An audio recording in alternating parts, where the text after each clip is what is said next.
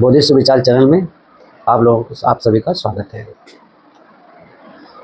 साथियों, एक 20 सितंबर 2025 में इलाहाबाद हाई कोर्ट का एक स्टे ऑर्डर जो उत्तर प्रदेश सरकार को दिया गया है, ये आदेश, इसी के संबंध में आप लोगों से आज चर्चा करेंगे। इलाहाबाद हाई कोर्ट के द्वारा कुछ दिशा निर्देश उत्तर प्रदेश सरकार को दिए गए हैं और ये आदेश जो है संवैधानिक हैं, स्टैट्यूटरी ऑर्डर हैं, जिसमें ये कहा गया है कि जातियों के नाम पर प्रदर्शन करना या जातियों के नाम पर या जातियों से संबंधित एक रैली करना, पुलिस स्टेशनों में जो एफआईआर दर्ज होती है, उस एफआईआर दर्ज करते समय किसी जाति का उल्लेख करना, वाहनों पर जैसे जाति सूचक स्टिकर लोग लगाते हैं, तो उसके संबंध में बात कही गई है। जैसे जातियों के आधार पर कुछ संस्थाएं बनी हुई हैं और जातियों के नाम पर कुछ राजनीतिक पार्टियां भी बनी हैं। तो इन सभी पर क्या है कि इलाहाबाद हाई कोर्ट ने प्रतिबंध लगाया है और राज्य सरकार को आदेश दिया है कि इन सब जातियों को खत्म करना है और इन सब जो पार्टियां हैं, जैसे या सरकारी कार्यों में जो जातियां लिखी जाती हैं, उसको ना लिखने के लिए जो है आदेश दिए गए हैं। उत्तर प्रदेश सरकार इसे संवैधानिक रूप से मान करके, एक स्टैट्यूटरी ऑर्डर मान करके, और इसका जो है जनता में ये लागू करवाना है और उन आदेशों को पालन करवाना है। सोशल मीडिया में भी जैसे जाति सूचक शब्दों का प्रयोग नहीं करना है।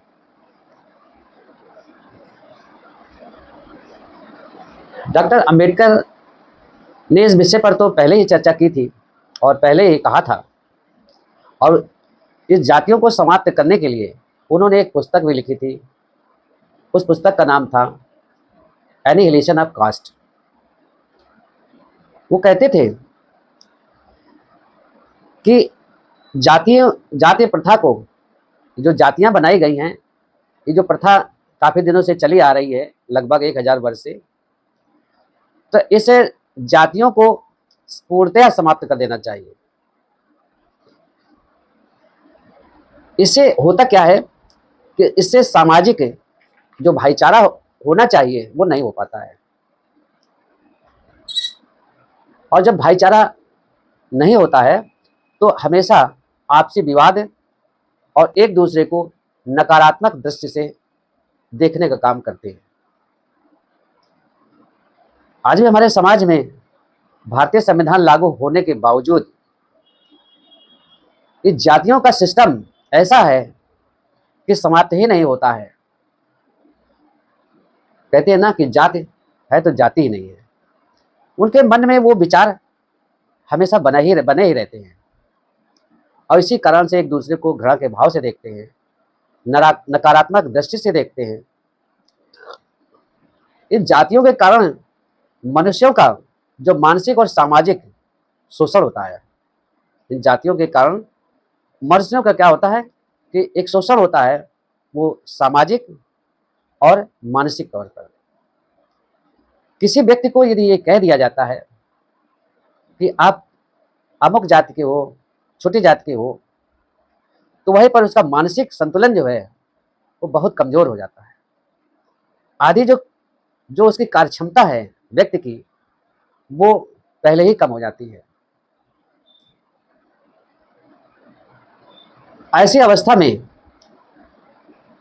जो प्रगतिशील विचारधारा होती है उसमें रुकावट और ठहराव आ जाता है। विचारों की जो प्रधानता होनी चाहिए वो नहीं हो पाती है, आपसी मेल मिलाप नहीं हो पाता है। और यही कारण है कि इस देश में वैज्ञानिक जो सोच है जो होनी चाहिए वो नहीं हो पाती, उसका अभाव होता है। और परिणाम ये नहीं होता है कि इस तरह के देश जो भी हैं वो विकसित नहीं होते हैं, वो विकासशील होते हैं, यानी विकास की श्रेणी में बहुत पीछे होते हैं।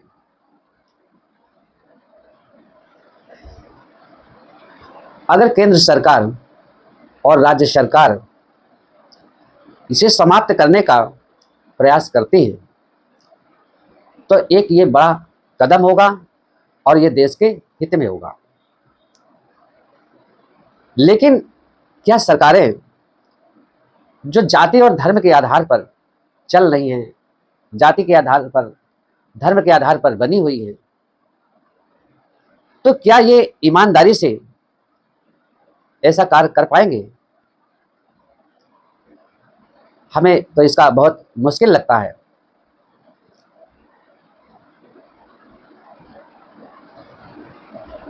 ये एक संदेह के घेरे में भी आता है कि जातियों को इस तरह से खत्म करने की बात को उठाना, तो कहीं SC ST का जो प्रोटेक्शन एक्ट है उसको निष्प्रभावी बनाने के लिए कहीं ये साजिश तो नहीं रची जा रही है? ये बहुत सोचने का विषय है, विचार करने का विषय है। इन वर्गों को थोड़ा सा आरक्षण के कारण सरकारी नौकरियों में थोड़ा अधिकार मिला था, भागीदारी मिली थी, जिससे समाज थोड़ा सा सक्षम हुआ था। लेकिन यदि उन लोगों को अगर आरक्षण का लाभ में कहीं नुकसान किया जाता है तो उनके विकास में बड़ा बाधक बनेगा, समाज विकसित नहीं हो पाएगा। इसलिए इसमें भी हमें सतर्क रहने की जरूरत है। माननीय हाईकोर्ट के द्वारा जो दिशा निर्देश दिए गए हैं, बोधि सुविचार चैनल उसका तहे दिल से स्वागत करता है, लेकिन साथ में ये भी जानना चाहता है कि क्या पंडा पुरोहित जातियों के नाम पर अपना व्यवसाय चला रहे हैं, देवी देवताओं को जातियों में बांट रखा है, इन पर क्या प्रतिबंध लगेगा? हिंदुओं के सारे स्क्रिप्चर वो जातिवाद से भरे पड़े हैं और असली जातिवाद इन धर्म ग्रंथों से आता है। क्या इन धर्म ग्रंथों को नष्ट किया जाएगा? क्या इन धर्म ग्रंथों पर बैन लगेगा? इनकी ये जो छपाई हो रही है, करोड़ों रुपया की ये धर्म ग्रंथ जो इनके हैं वो सेल होते हैं, क्या उस पर भी प्रतिबंध लगेगा? तिलकधारी जो तिलकधारी हैं, चुटियाधारी है, तो तिलकधारियों और चुटियाधारियों या तिलक लगाने में, लंबी चोटी बनाने में, और ये लोग चोटी बना करके, लंबी लंबी चोटी बना करके अपना ब्राह्मणत्व साबित करते हैं और ये वर्चस्व को बढ़ावा देते हैं, क्या इन पर भी प्रतिबंध लगेगा? इस तरह के कई प्रश्न खड़े होना स्वाभाविक होते हैं। अगर ST ST और OBC की आरक्षण पर गलत प्रभाव पड़ता है, कोई एडवर्स स्थिति आती है, तो इन समूहों का या हमें सबको सोचना पड़ेगा और ये भी ध्यान देना पड़ेगा कि सब जातियों को समाप्त करने के पहले या SC ST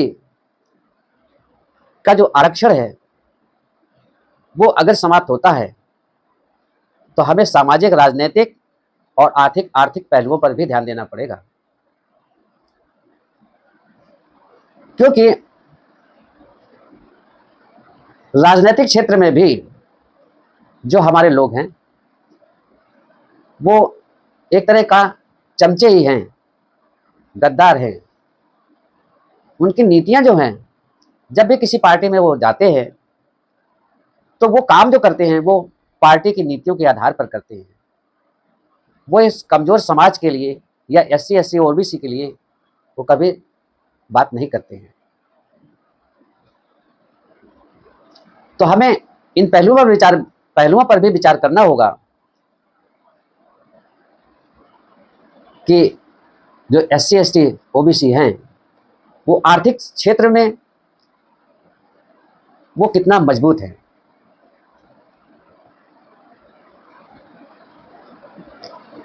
अगर हम उदाहरण के तौर पर देखें तो देश में जो भागीदारी है, चाहे वो प्राकृतिक संसाधनों की हो या चाहे सरकारी नौकरियों की बात हो,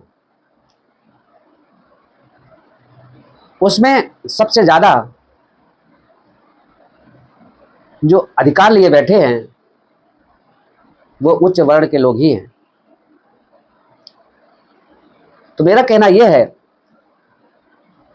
कि सबसे पहले भारत के जो प्राकृतिक संसाधन हैं उसका बंटवारा होना चाहिए।